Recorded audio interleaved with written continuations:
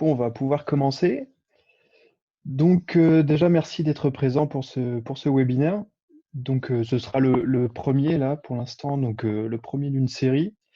On va essayer de vous en proposer régulièrement sur différents sujets. Voilà, donc pour petit rappel, pour la présentation d'Abot, parce que je sais que certains sont présents via le lien qui avait été partagé sur Studio Sport.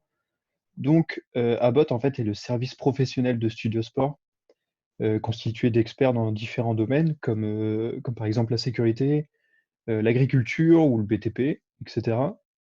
Nous avons aussi un bureau d'études pour la conception de drones, comme le Abbott Elliott, qui est en cours d'élaboration et en cours d'homologation. Nous faisons aussi des systèmes d'homologation ou des intégrations sur mesure. Nous proposons également de la formation pour devenir télépilote professionnel. Donc, on propose de la formation théorique, de la formation pratique et aussi des formations métiers comme la formation à la photogrammétrie, par exemple.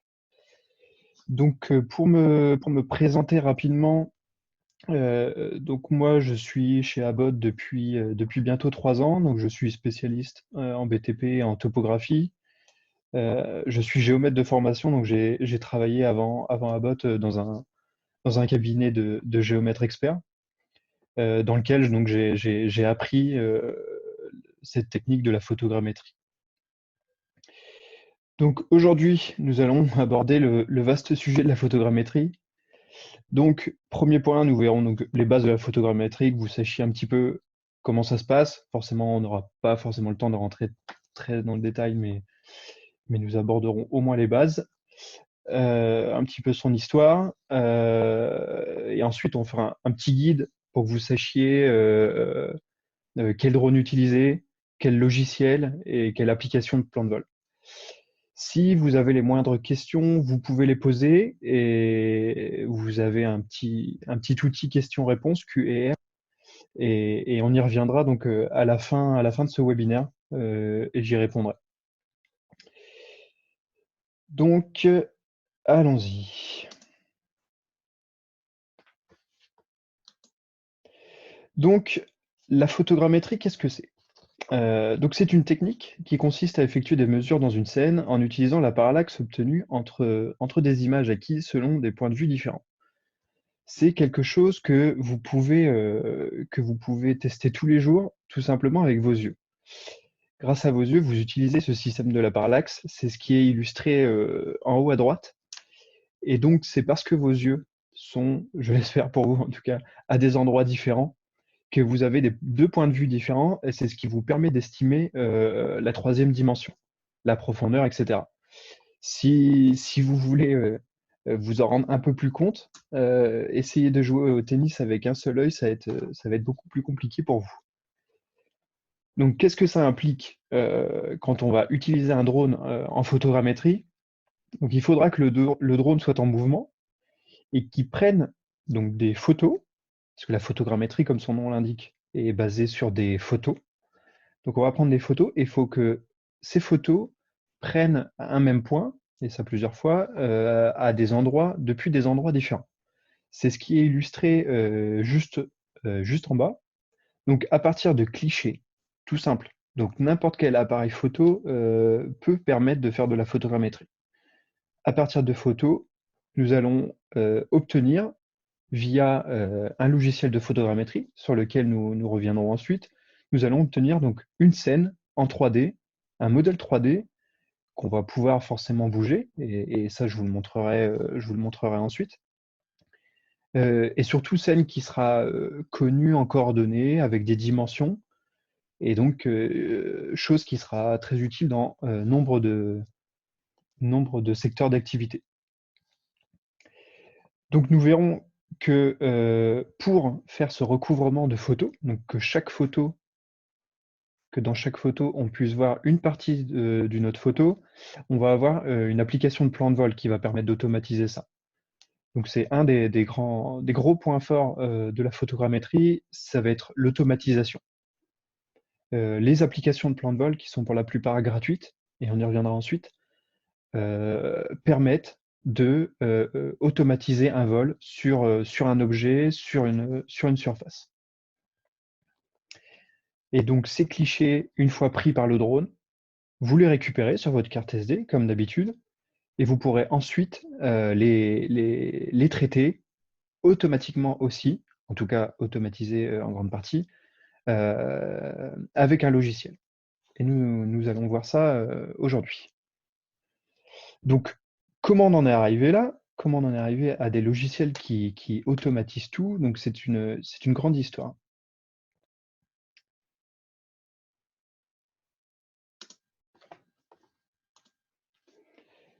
Donc voilà, un petit peu d'histoire. La photographie a été inventée vers 1839 et c'est seulement 10 ans après que la photogrammétrie, la technique, a été utilisée pour la première fois.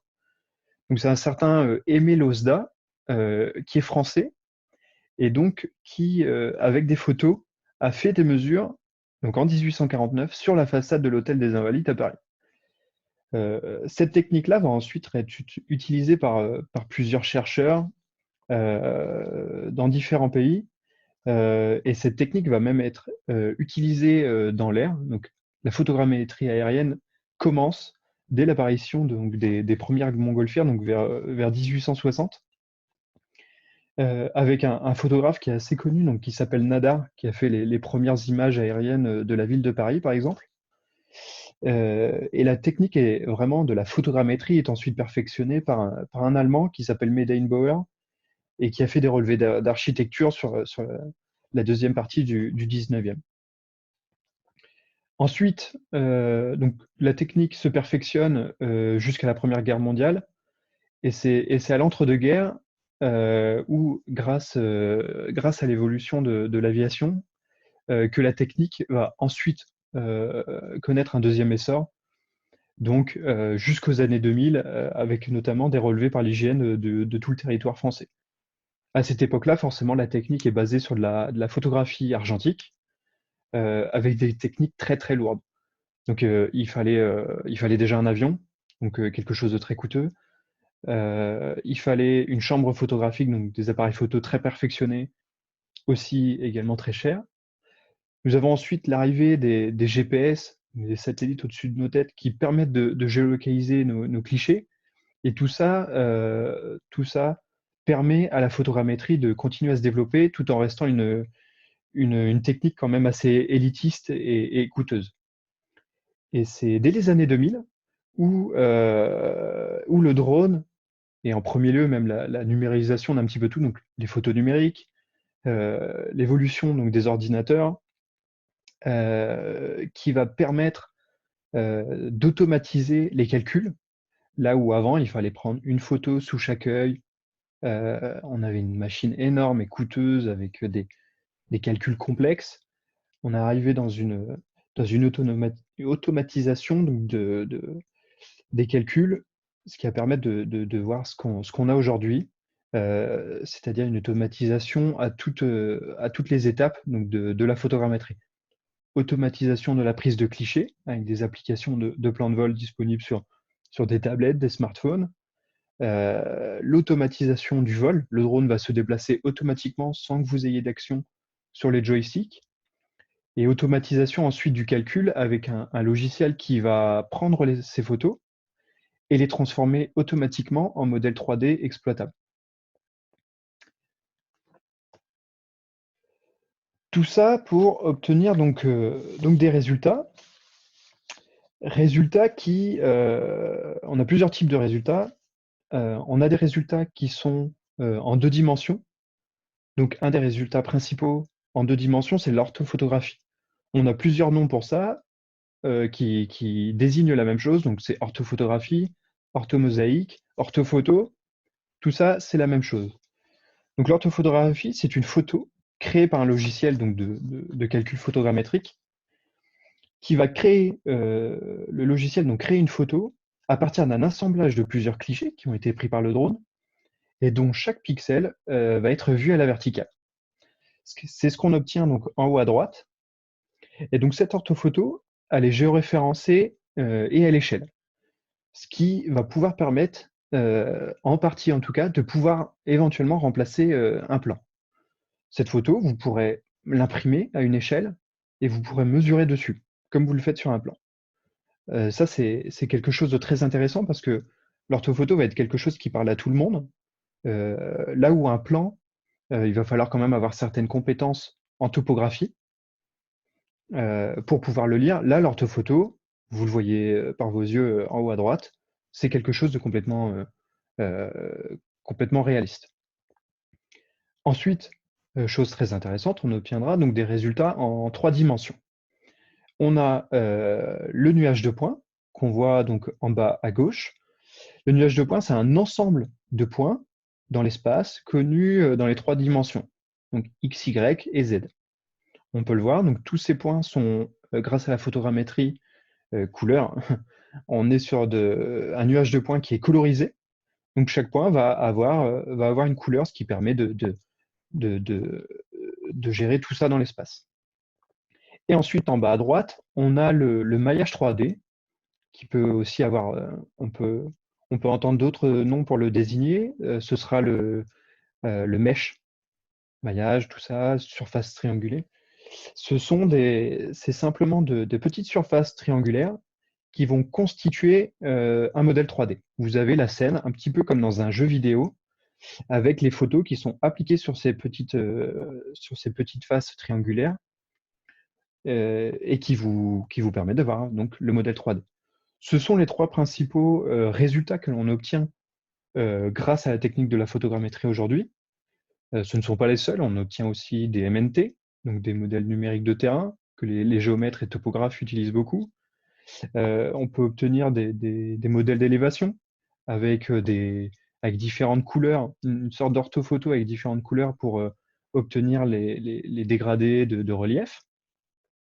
On peut, avec des logiciels de photogrammétrie, faire des vidéos dans son modèle 3D et les exporter. Tout ça est exporté généralement dans des formats très très simples et très universels. L'orthophoto, c'est simplement une photo, donc c'est au formatif ou voire JPEG. Le nuage de points, c'est comme pour les lidars, un fichier en point LAS. Ça peut être aussi en point XYZ. Et le maillage, ça va être différentes. On va avoir du point OBJ, on va avoir du point DXF, etc. Tout ça, les logiciels classiques de DAO, je pense à AutoCAD, etc., vont pouvoir lire un petit peu tout ça.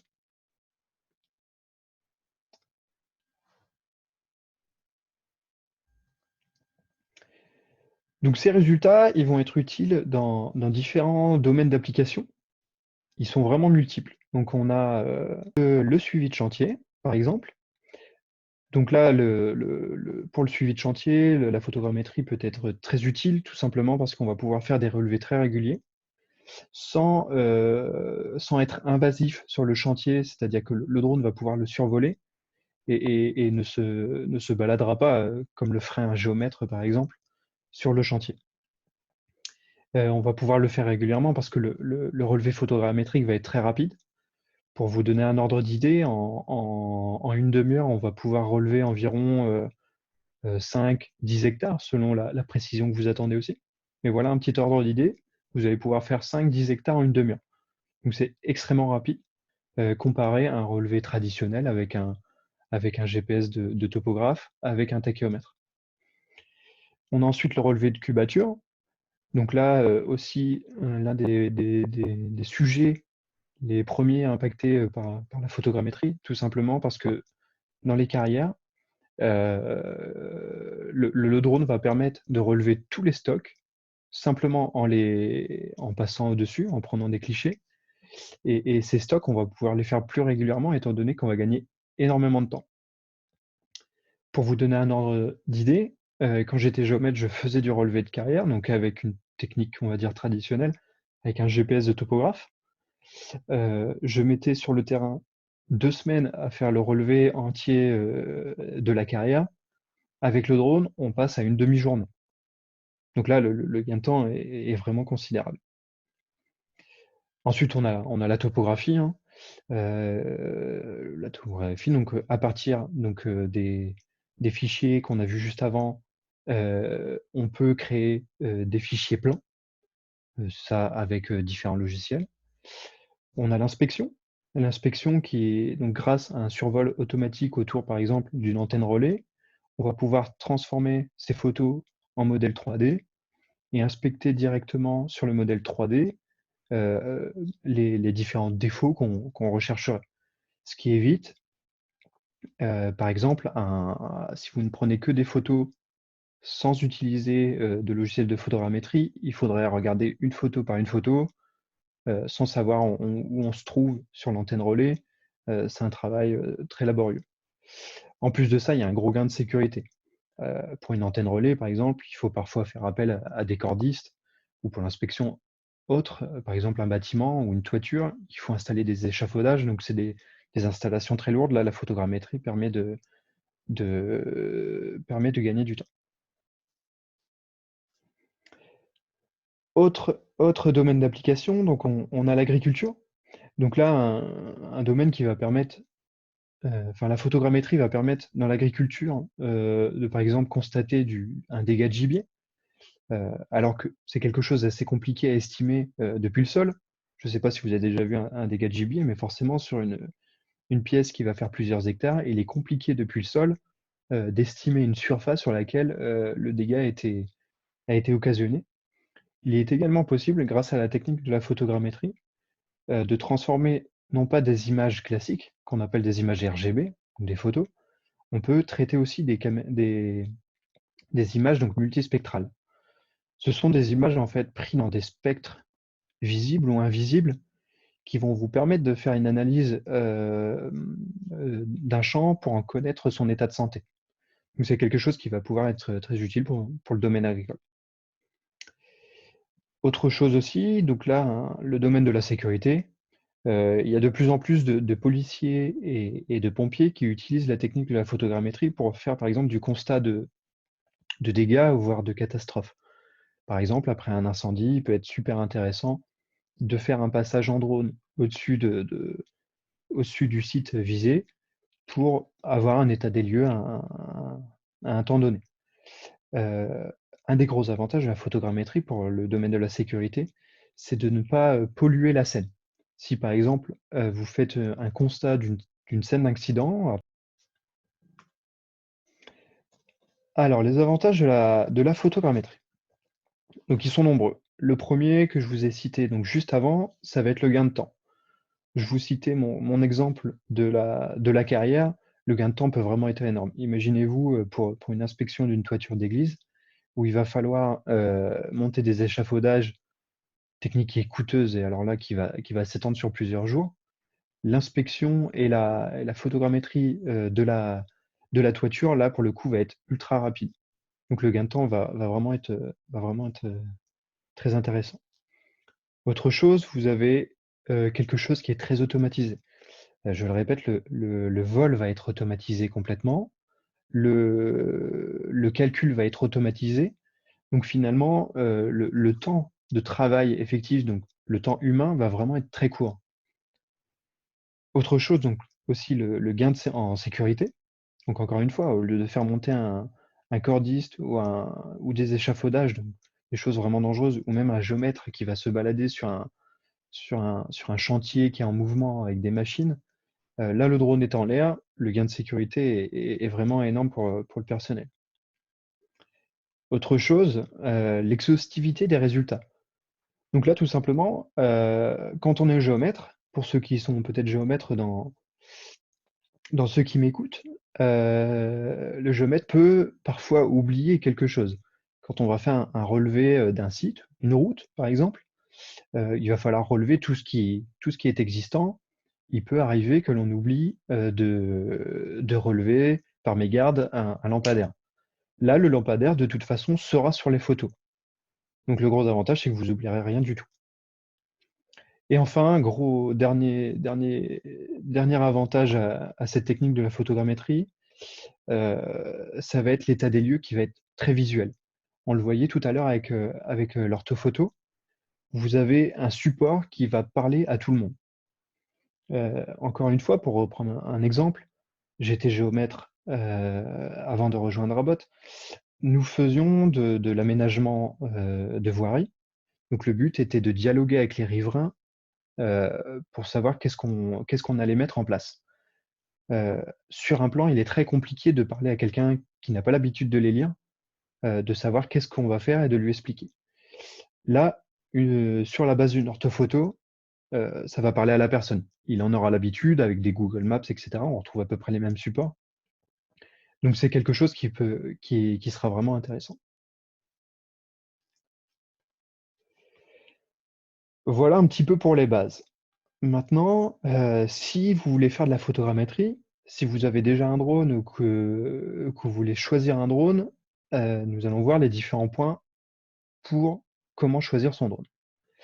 Il y a 3 éléments majeurs, pour le choix de son drone. Il va y avoir point numéro 1, le plus important, ce sera le capteur, donc l'appareil photo. Forcément, on va choisir son drone en grande partie pour ça. Autre chose, on va choisir quel type de drone.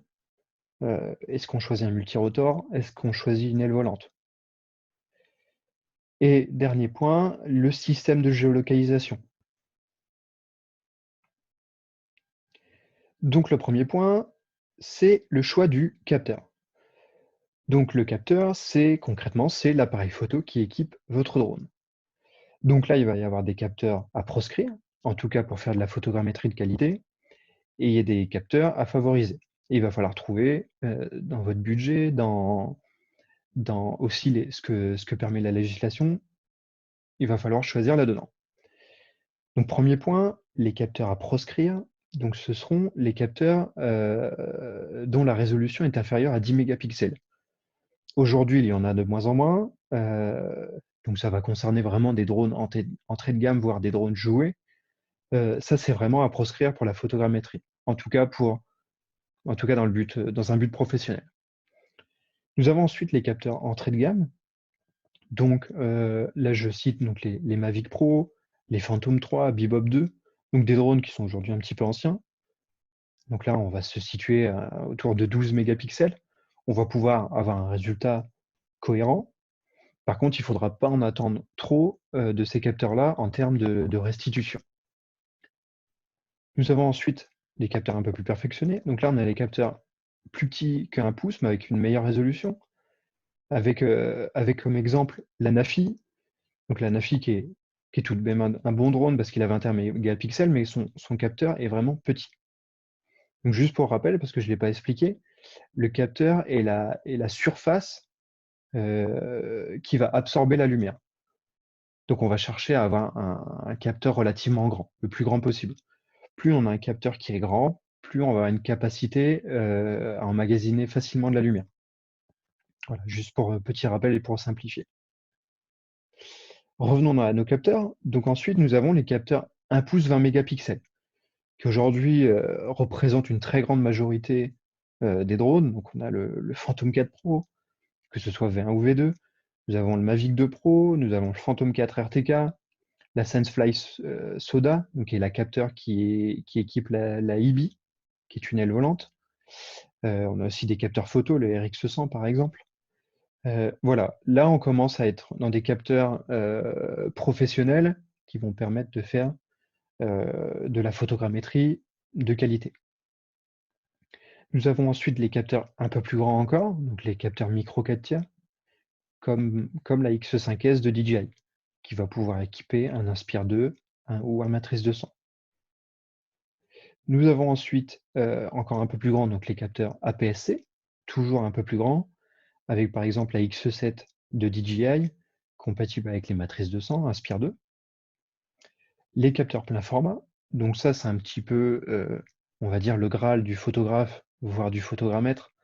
Le plein format, donc c'est l'appareil photo réflexe, avec les Sony Alpha 7R2, avec les Sony Alpha 7R4, etc., ou les Canon, Nikon.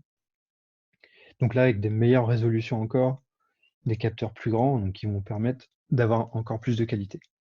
Et ensuite, on a des capteurs encore plus gros qui là rentrent dans un petit peu dans un autre monde avec les capteurs moyens format, avec par exemple le Hasselblad en 100 mégapixels.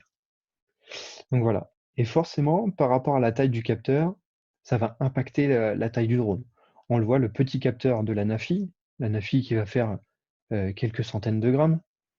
Euh, on passe au capteur 1 pouce avec un Phantom qui va faire 1,4 kg. Et dès qu'on va embarquer un appareil photo plein format ou plus, il va falloir avoir un matrice 600 comme on voit en bas. Donc là, il va falloir aussi jouer avec la législation, parce que le matrice 600 qu'on voit en bas ne peut pas voler en S3. Donc voilà, il va falloir trouver le juste milieu pour vous selon votre activité. Donc le choix du capteur est important pour la résolution de votre restitution. On parle, un des principaux termes utilisés en photogrammétrie, c'est le terme GSD. GSD, qui est en anglais donc Ground Sample Distance, qui correspond en fait à la taille du pixel au sol. Je m'explique. Quand vous avez un appareil photo donné, cette taille du pixel au sol va varier selon la hauteur à laquelle vous volez. Vous avez un exemple tout en bas, un exemple où le GSD va faire 100 cm, donc 1 mètre, c'est-à-dire qu'à cette hauteur-là, à la hauteur de vol du drone, le pixel représente un carré qui va faire 1 mètre par 1 mètre. Vous avez un autre exemple à droite, quelque chose qui paraît beaucoup plus zoomé, donc avec un GSD qui fait 9 cm.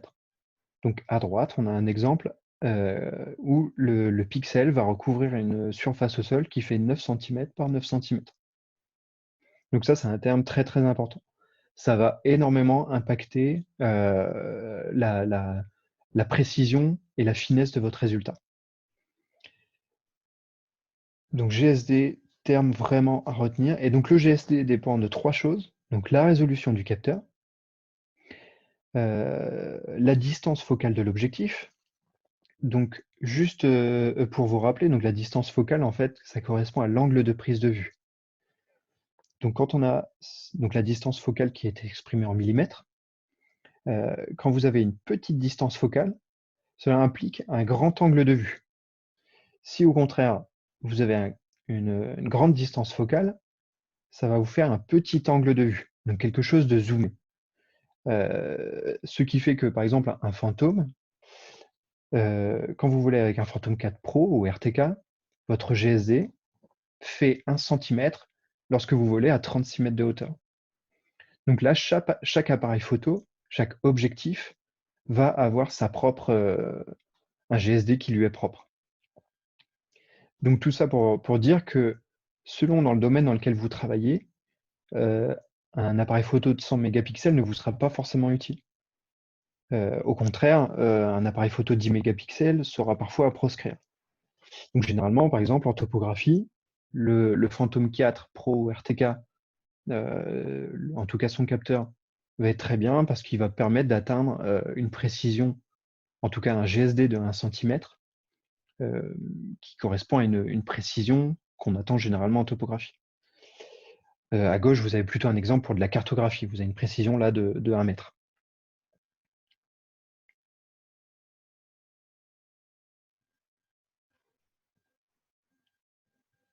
Nous avons ensuite le choix du type de drone. Il y a 2 grandes familles de drones. Donc on a les drones ce qu'on appelle les drones à voilure fixe, qui sont des ailes volantes, qui vont avoir un petit peu le fonctionnement d'un avion.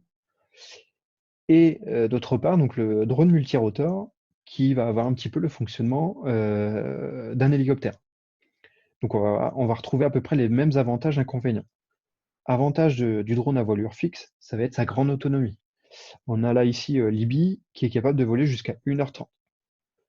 Contrairement au drone multirotor qui va consommer beaucoup plus, qui lui va voler bien généralement autour des 30 minutes, voire moins.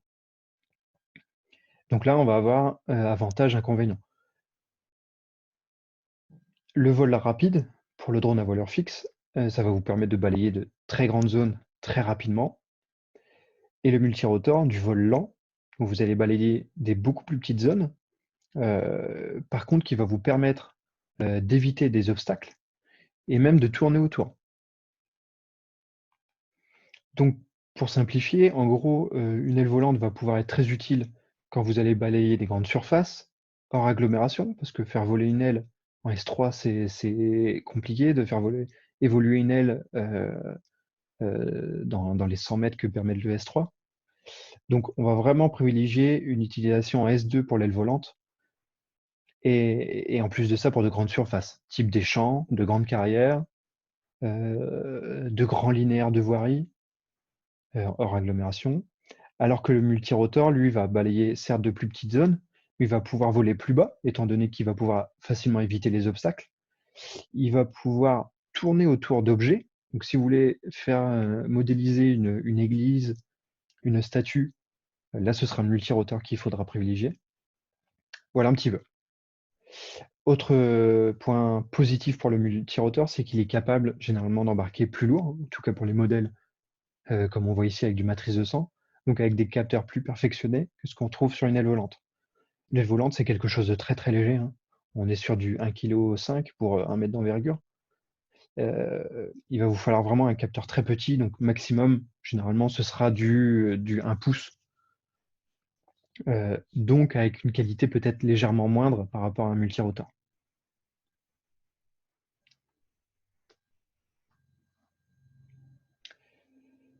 Et dernier point, le choix du mode de géolocalisation. Donc là, il y a 2 familles de drones. Les drones, on va dire classiques, un Phantom 4 Pro, un Anafi, un Ioniq H520, donc qui sont équipés d'un GPS, qui vont géolocaliser les photos. Donc géolocaliser, c'est associer des coordonnées au cliché. Donc il y a les drones classiques qui vont du coup avoir une précision de l'ordre de quelques mètres sur la géolocalisation des clichés. Autre famille, on va avoir les drones RTK, je pense au Phantom 4 RTK, aux drones de Leica, à Libye, l'aile volante qu'on voyait juste avant. Eux ont un système RTK. Ce système RTK, et là ça fera l'objet d'une autre vidéo parce qu'on pourrait s'étendre très longtemps, mais le système RTK va permettre de géolocaliser chaque cliché pris à une précision de l'ordre du centimètre. Ce qui fait que si vous traitez vos photos pris par un Phantom 4 Pro et vos photos prises avec un Phantom 4 RTK, le résultat du Phantom 4 Pro sera précis à quelques dizaines de centimètres ou mètres près, alors que les photos prises avec le Phantom 4 RTK seront de l'ordre du centimètre et le résultat aussi. Alors attention, il est possible, avec tous les drones type Phantom 4 Pro, Mavic 2 Pro, Anafi, H520, etc., je pourrais tous les citer, il est possible d'obtenir une précision de l'ordre du centimètre si vous utilisez ce qu'on appelle des GCP. Donc ce sont des points de calage, Ground Control Point. Ces GCP, ce seront des points qui serviront de référence à notre relevé. Vous pouvez le voir à droite, une photo d'un relevé d'un GCP. On voit qu'on relève une plaquette. Cette plaquette sera visible depuis les photos et serviront de point vraiment de calage à notre relevé. Donc forcément, ça va nécessiter de les poser, ces points, de les relever avec une technique suffisamment précise. Donc là, on le voit ici, le point de calage est relevé avec une antenne de topographie de type Trimble ou Leica. C'est un système qui va permettre de relever les coordonnées du centre de la plaquette. Donc ça, forcément, c'est quelque chose de relativement coûteux. Donc ça, il va falloir les répartir sur le terrain. Pour vous donner un ordre d'idée, il va falloir en mettre environ 5 pour 1 hectare. Pour 10 hectares, il faudra en mettre une dizaine. Voilà, c'est vraiment pour ordre d'idée. Et donc, c'est finalement ce qui va vous prendre le plus de temps à installer, quand vous êtes en tout cas avec un drone classique. Alors que quand vous êtes avec un Phantom 4 RTK ou un autre drone en RTK, vous allez pouvoir en mettre beaucoup moins. Théoriquement, vous pouvez ne pas en mettre du tout, ne pas mettre de point de calage, simplement traiter vos photos. Simplement, il est quand même conseillé d'utiliser encore quelques points de contrôle, comme je viens de le dire, pour contrôle. Voilà la grosse différence. Donc, un système RTK va vous faire gagner un temps considérable. Vous allez gagner du temps sur l'installation là, des plaquettes, sur leur relevé, sur leur ramassage. Et ensuite, ce sont des points qu'il faudra cliquer sur toutes les photos prises par le drone. Donc le gain de temps avec un RTK sera vraiment énorme. Pour ordre d'idée, hein, installer juste 5 points sur un hectare, déjà, ça va vous mettre un quart d'heure.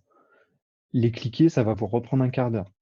Si vous avez un GPS RTK, c'est 2 fois une demi-heure que vous gagnez. Donc et ça simplement sur un hectare.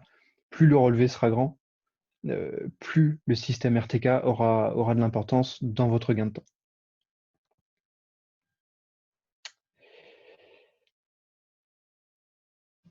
Voilà, on est passé rapidement sur le choix du drone.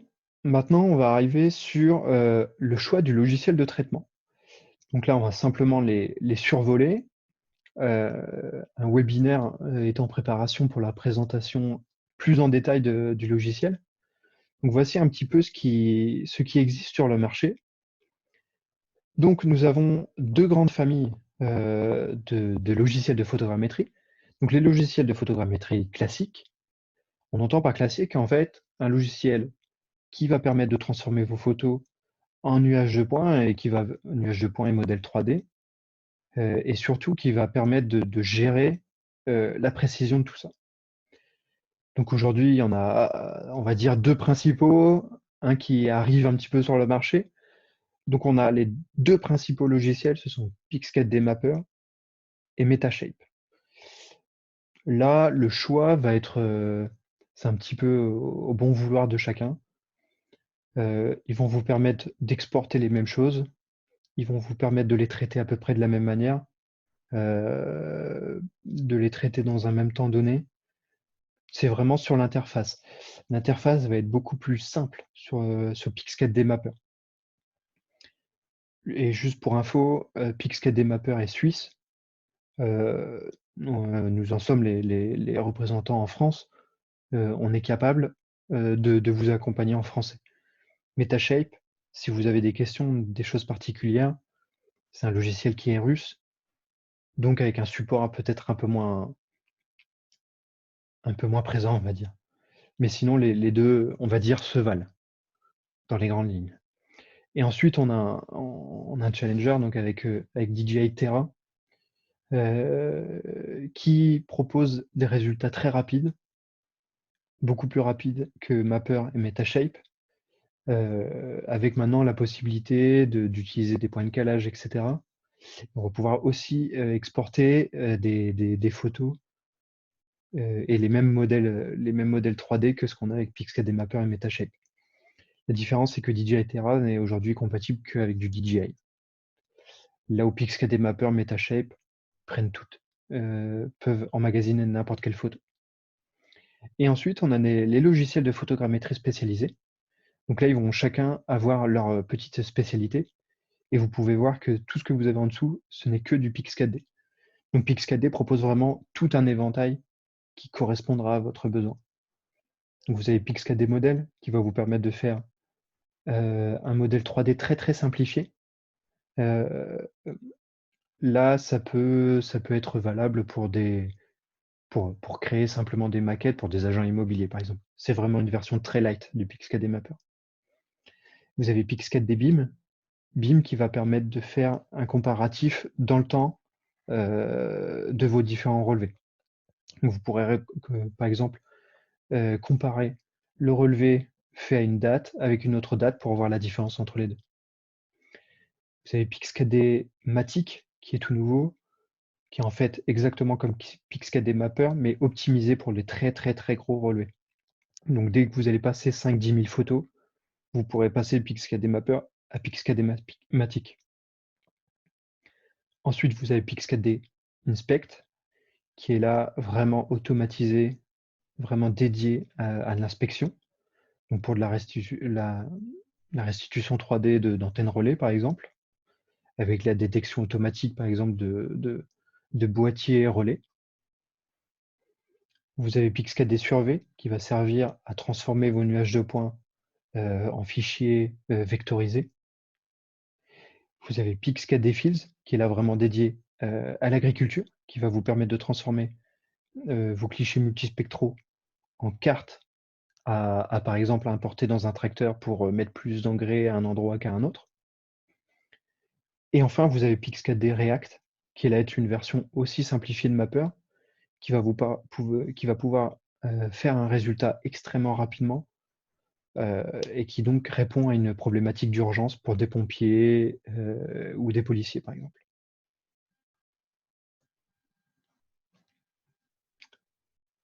Enfin, vous avez votre dernier choix à faire. Ce sera le choix de l'application de plan de vol. Pour l'application de plan de vol, vous avez 3 familles, on va dire. Vous avez les applications simples.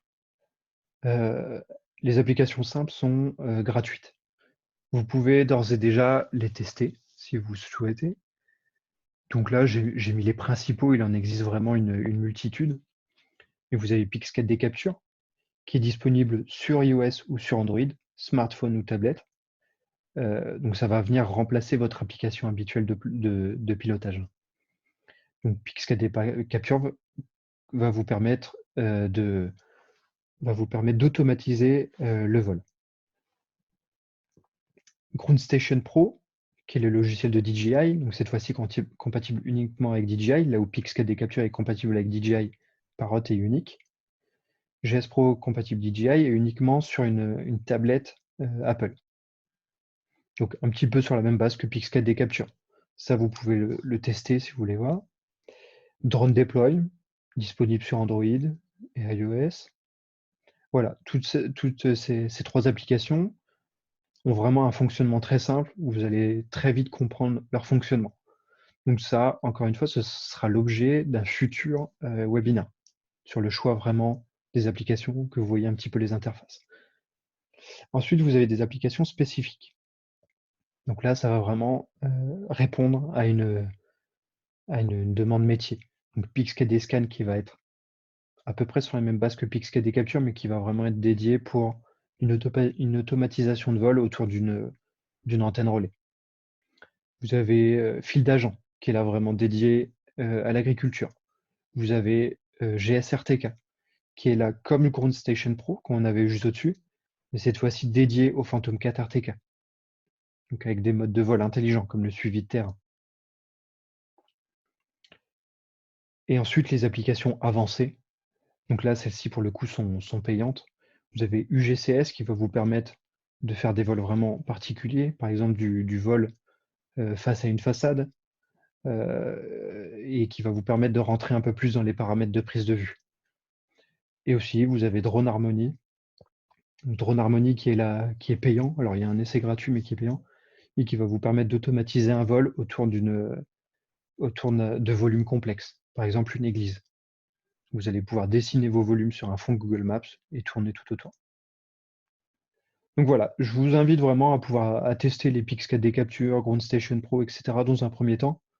Ça va vous permettre d'automatiser vos vols facilement sur des surfaces. Vous pouvez essayer chez vous en ce moment.